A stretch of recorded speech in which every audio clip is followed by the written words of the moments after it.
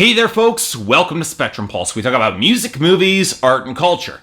And today we're going to be talking about the new album from Bleachers, titled Strange Desire, the debut album. Now I've made it no secret that I'm a fan of the indie rock band Fun, who came into sharp prominence in the mainstream thanks to a Lucky Glee collaboration and 3 killer singles, We Are Young, Some Nights, and Carry On. Now I'm a fan of this band for a number of reasons, and I'd likely make the argument that their best songs came on Aim and Ignite, the previous album before Jet Basker got his hands on their mixes, amped the bombast up to 11, and made the Queen parallels all the more stark. And you know what? Sure, it's cheesy, and it's utterly ridiculous, but there's a certain pop grandeur to their songs that always underscored their material, an earnest sincerity that bellied their killer melody lines, and Nate Ruiss's really impressive voice. But here's the funny thing about most indie rock acts. Most, if not all, the band members typically have at least 1 or 2 side projects running simultaneously, especially when they're hoping for that next big mainstream crossover hit. And Fun is no exception. And while many have pegged Nate Ruiss as the breakout star as the frontman and his collaboration with Pink and Just Give Me a Reason, I made sure to take notice when I heard about Bleachers, the solo side project of Jack Antonoff,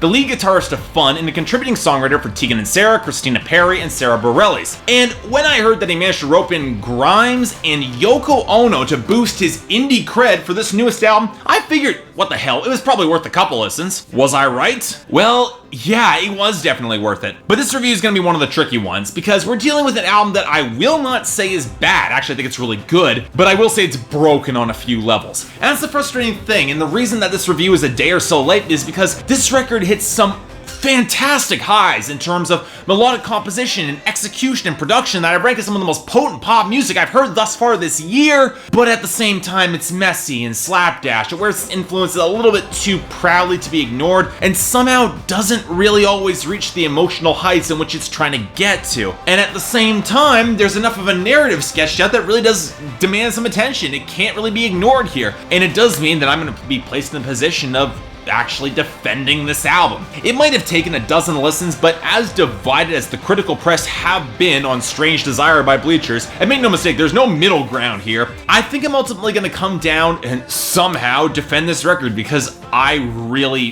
did enjoy it. So okay, to explain this, I need to start with the instrumentation and the production, which really is a complete mess in and of its own right. Antonoff mentioned in a couple of interviews that this record was composed in pieces on the road and then assembled later, and it definitely shows, because there's a lot of tonal dissonance between various chunks of this record and the odd fusion between 80s inspired synth pop, modern fuzz saturated indie rock, and the cluster of electronics and classical instrumentation that fits between them and tries to tie it together, all pumped up to 11 to recreate the anthematic sounds that soundtrack John Hughes movies a dozen times over. Now, if I were looking for a way to possibly describe the instrumentation on this record, it'd be a 3-way fusion between the maximalist synth pop of Frank music, the downbeat indie introspection of The National, and the 80s obsessed teenage energy of the 1975. And if that sounds like it's a bit of a mess, well, yeah, it kind of is. Most of the songs feel clipped and overloaded with abrupt shifts in tone and sound. It makes many of the tracks feel off-kilter and really overloaded. The sudden eruption of heaviness and wild heart, the sudden leap to a higher register on I Want to Get Better, the static-filled electronic drop of Like a River Runs, complete with crowd noise backing it up, the sudden burst of electronica and auto-tune,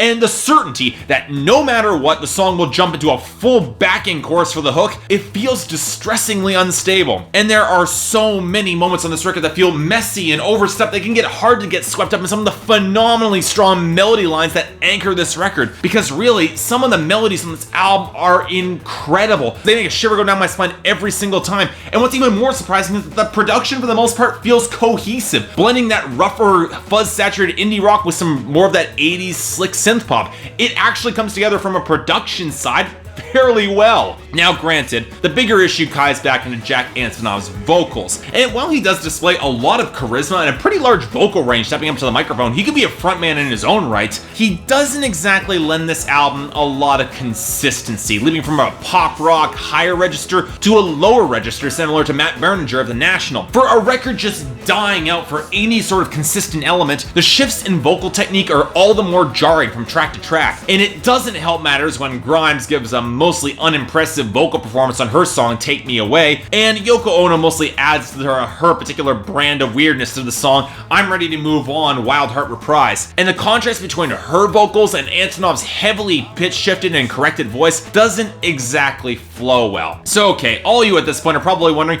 how the hell I could possibly back this record up, and the questions only get more prominent when you start looking at the songwriting, where the poetry is solid, but at first glimpse the songs don't exactly appear to have a lot of depth or real nuance. Many of them seem much more concerned with the killer choruses or just trying to replicate the emotions of those 80s teen movies in sound without really ever carrying the nuance behind the lyrics, because a lot of the songwriting falls directly into the vein of your typical teenage love-driven indie pop. And you know what? I completely get why some have dismissed Antonov as just an imitator of previous styles without the underlying nuance or pathos, because when the songs are placed on their own or as singles separate from the rest of the record, they can feel a little bit hollow, like they're imitating that sound without really having the heart behind it. But believe it or not, when you start looking at this record as a whole, you start noticing some little things. Common lyrical elements and reprises across the album, both in lyrics and in melody. A looped sample hidden in the background across a number of tracks that mentions gratitude and living in bubbles or hidden depths. The odd choice for Antonov to vary his vocal register from song to song, because I'll make the argument that it's intentional. And then you realize it.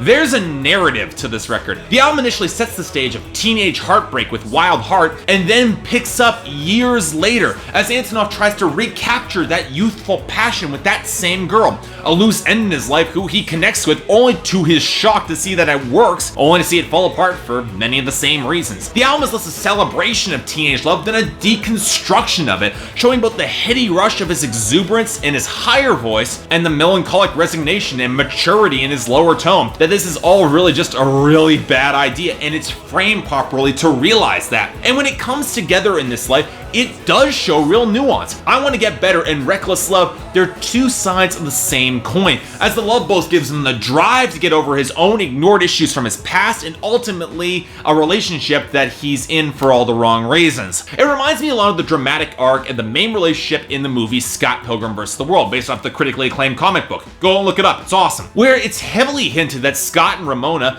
aren't nearly the best fit for each other. They would not work long term. But what they need right now is to get over their own issues, and if that relationship helps, then all for it. And Antonov actually takes the next step and shows enough self-awareness to have the relationship fail again in the narrative, as he realizes that it wasn't about to work twice, but that he's still grateful for the experience and that second chance to have learned something. The actual samples in the song symbolize that he knows all along. And you know, I get that. I understand why this record is played with the heady, over-the-top teenage love sensibility that it was, because it's an arc that fits those conflicted emotions. It's a strange desire to want to go back to that sort of relationship, even though you know it's disastrous in your rational mind, but it's one that fits, and the second guessing of that desire is played right and adds context. And I appreciate that there is no presumptions that this could eventually work out, or that Antonov was ultimately going to learn something about himself other than the knowledge that he's had with himself all along. So you know what, in the end? Okay, look.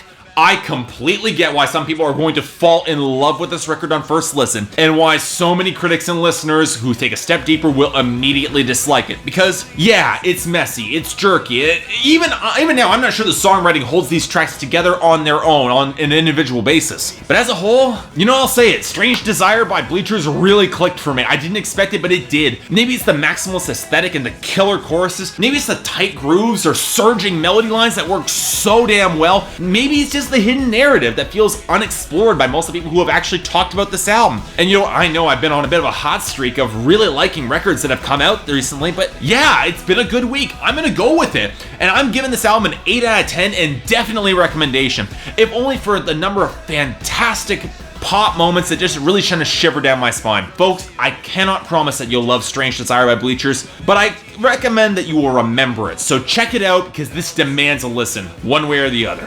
So yeah, thanks a lot for watching. If you'd like to like and subscribe, I'd be more than grateful.